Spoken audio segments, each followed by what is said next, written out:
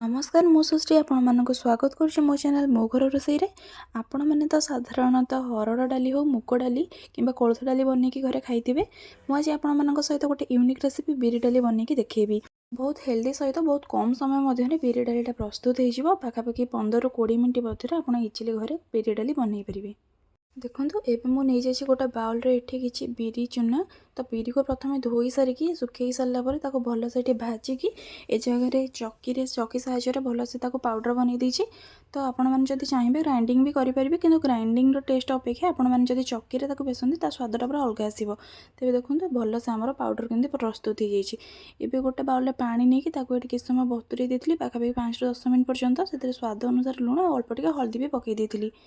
एबे gas on करके कड़ाई को मुझे बसई कड़ाई गरम हो गला से किसी रिफाइन तेल आपन को जेकोसी खाଇବା तेल पसंद आप नहीं पारे। एबे से किसी सुखिला लंका। तो साधारणतः डाली जो हुए डाली आम शेष छुंक लगे कि बिरी डाली करिया प्रथम छुंक लगेदेवा। तेज से किसी लंका को नहीं लंका पुटे भाजी गला एबे से पंच फुटण देकी किसी समय ताको भाजी नहीं। एबे जे फुटण फुटीगला से किसी रसुण ये मुझे पकई जेहेतु आम रसुण छुंक कर रसुण पकईदेली। तो बिरी डाली कले तार गोटे फ्लेवर आसवाई से आम रसुण छुंक ये कर। एबे देखो एबे रसुण को किसी समय भाजी हाँपाई छाड़ीदेवा। तो किसी समय पर पूरा गोल्डन कलर हो गलानी रसुण पूरा परफेक्टली छुंक आमर ये प्रस्तुत हो जाइए। एबे से रखिथिबा बिरी डाली को जो आम बतुरी रखी 5 मिनट खंडे ताको मुझे एबे देखो एबे पानी मात्रा मुझे अधिका नहीं कहीं जेहेतु बिरी डाली प्रस्तुत हो गला बसी जाए से मुझे पानी अधिका नहीं। आपको जी कंसिस्टेंसी पसंद आप से अनुसार पानी ने से देखो भल से मिक्स कर नौची। एबे से आउ टे पानी देकी ये किसी समय मुझे फुटापी छाड़ी नहीं। ध्यान रखिए आपड़ जितेबाला भी बिरी डाली बनाऊँ तो टे नजर रखिए डाली उपर कहीं हठात कि फुटिकी सब बाहर को उतरी पड़े। तेज देखो जितेबाला फुटिकी उतरी आरंभ कला से मुझे चलई नहीं ताको किसी समय एमती चलैला देखो तार कंसिस्टेंसी टिके एमती बहलिया हवा आरंभ कला ताको एबे किसी समय आम फुटापी छाड़ीदेवा।